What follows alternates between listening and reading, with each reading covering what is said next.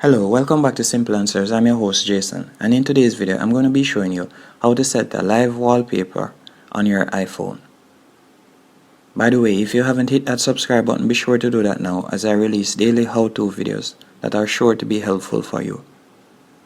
Let's go into settings, and you're going to scroll down, and then you're going to select wallpaper.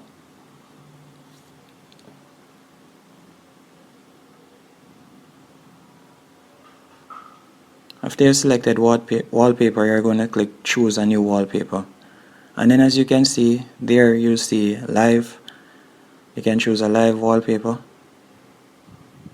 and the cool thing about live wallpaper is when you press on it, you can see it moves, and you simply select the one that you like and press set from a live photo, by the way. Or you can choose dynamic.